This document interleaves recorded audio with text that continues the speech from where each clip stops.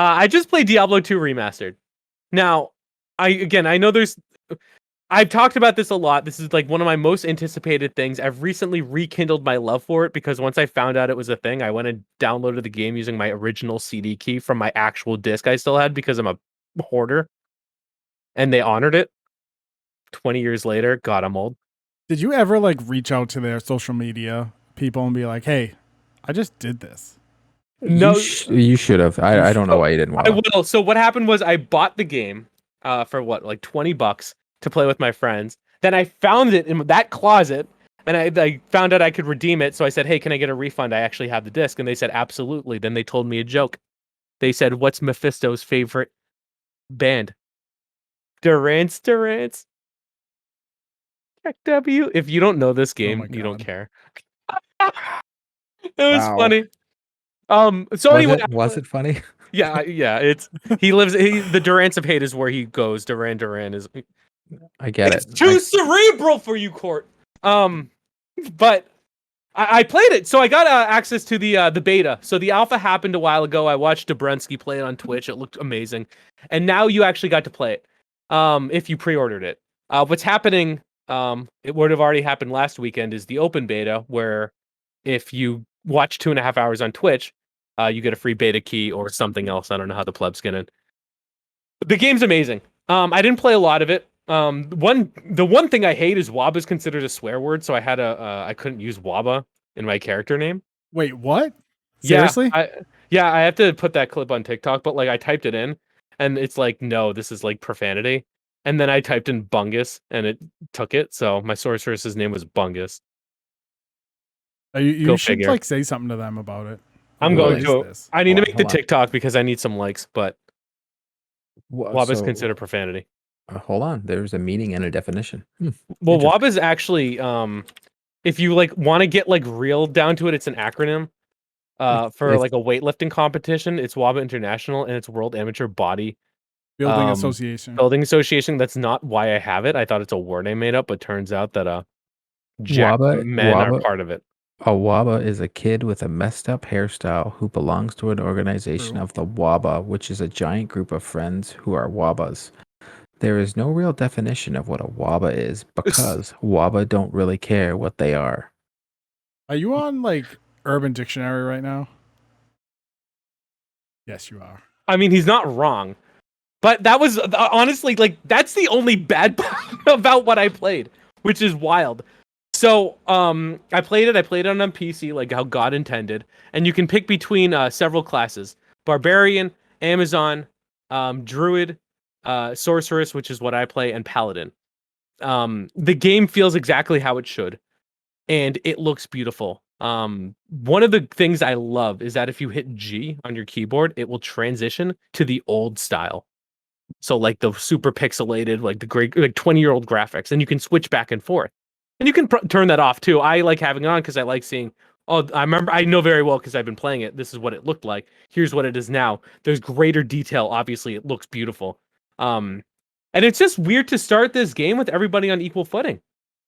You know, you're starting a game. There's no good loot out there. It's like there's going to be a race to be the first person to get stuff. And that's what I'm really excited for. The game is beautiful. It looks great. It plays great. The bosses look amazing. It's challenging. It's everything I wanted. And I didn't play a lot. I think I got to level 12. Some people like grinded to 30, which sucks for sorcerers because I don't get powerful until level 30 and for how I play. So I'm basically just whacking things with a stick and doing like 5 damage, whatever. But it's exactly how it should be, and I'm so excited to play. And I took time off for release day and the day after because it comes out on a Thursday. I'm just gonna do that, and I didn't want to play too much because it's like my progress doesn't carry over. It carries over from last weekend to this weekend, but I'm not gonna be able to play a lot. But they did such a good job. It feels very familiar, but it's very new and fresh at the same time. And I'm ranting, but this is yeah, I can't believe it. It's exactly what I wanted. Does it feel like a new game or does it just feel like a remaster? So like, for example, when Mass Effect 1, I told you this, it felt bad. It felt like I was playing Mass Effect 1 with shiny new graphics. Mass Effect 2, the story is too good, but it's still, once again, my biggest problem with the Mass Effect remasters was just felt like an HD remake. It didn't feel like I'm almost. I think I need remasters to be from the ground up. Almost. I think that's what this was. So they fixed a lot like of quality of life things. Like for example, you used to have to like click on gold to pick it up, but now if you just run over it, it picks up. The stash, yeah. So there's a lot of like improvements. So the gameplay feels new. Well, no, it feels like the same gameplay. It's just polished.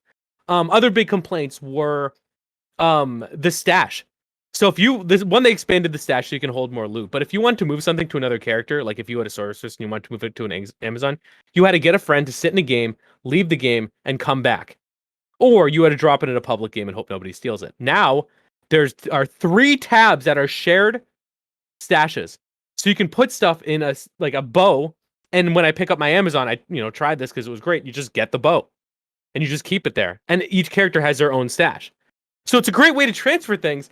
And also in the past game, there are things called mules, which were characters you have to play for like 2 hours. Just let them sit while you leave your computer on so you could put extra loot there. That's not an issue. So now I can have like 8 new characters. And that's like, I never played that many, but that's very exciting because it's just an improvement to that. Like your mercenaries, like you can see what their actual like powers are. All the different powers look like super improved. I mean, and they're taking a lot of feedback from the community. So people have been playing Diablo 2 still, but they've been doing mods. And they're actually listening to them.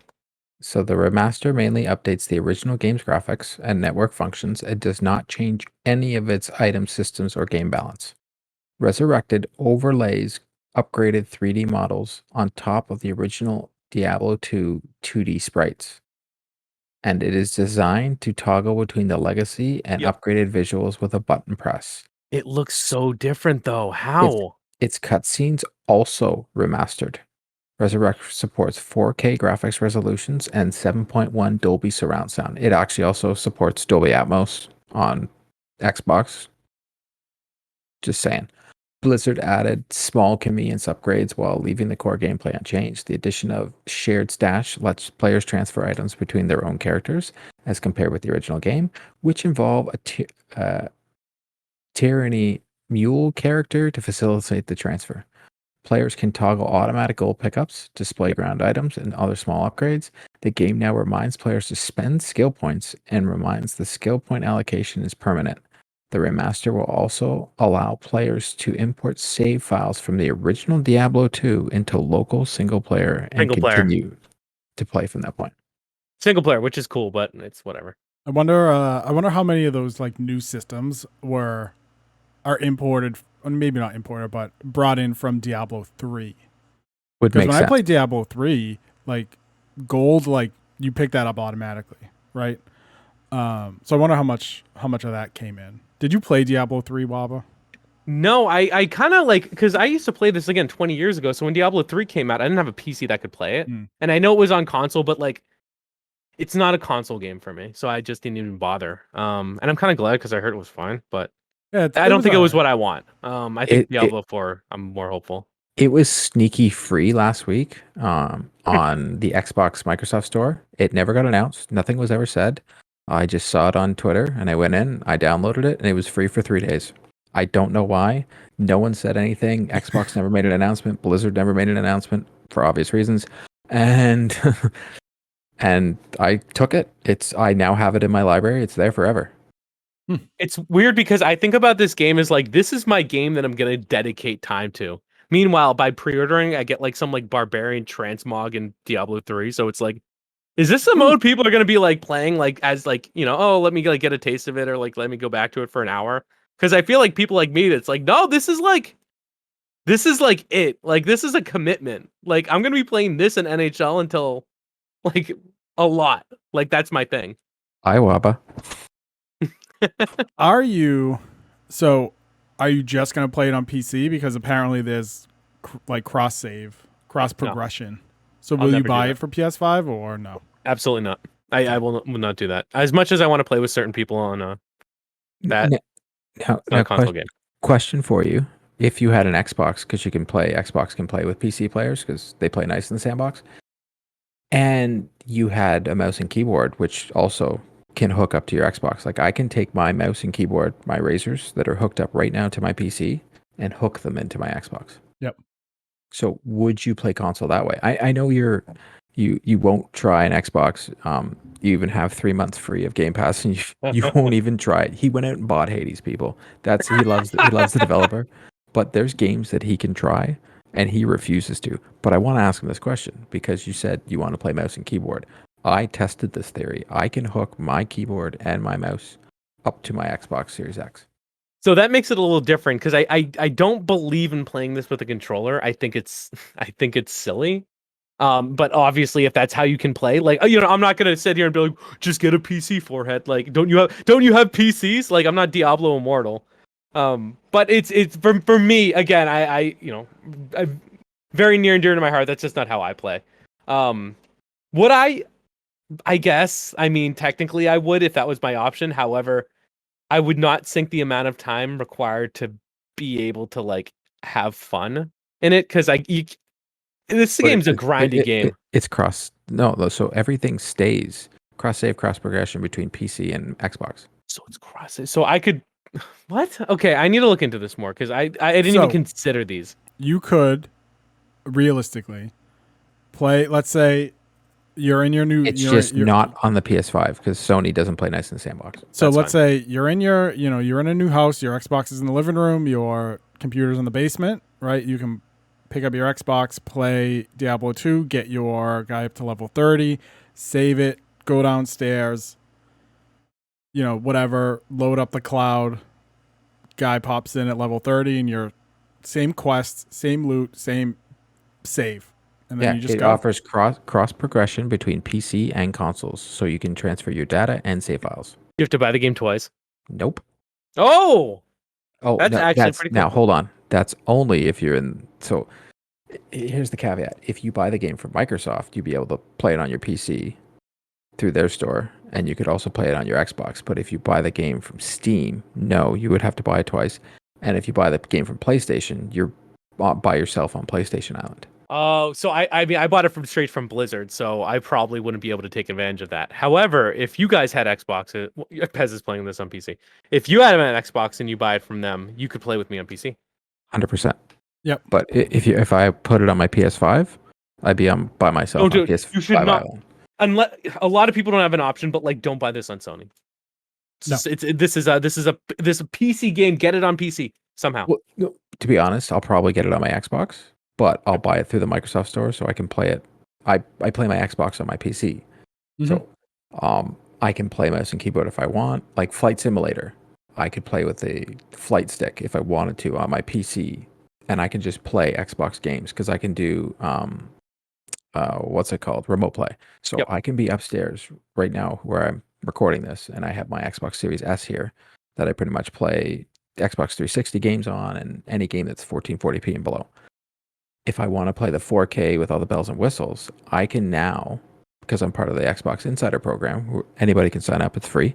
I can remote play my Xbox, which is downstairs, Series X, seamlessly. There's no lag, there's no nothing. And I can turn it on from here on my PC through my PC dashboard, which Pez, that's how he does. And I can literally plug in my Xbox Series X controller into my PC and just play my Series X from here, and I never have to leave the room. It's honestly, Wabba, it's unbelievable, and it is the reason that I've come over to Team Xbox this gen, because I'm just like, they just make everything so much easier. I'm going away for vacation next week. I'm going away with the family, and the wife was like, I guess you can't bring your consoles. I'm like, I can bring my backbone. Like, woo! That's actually pretty cool.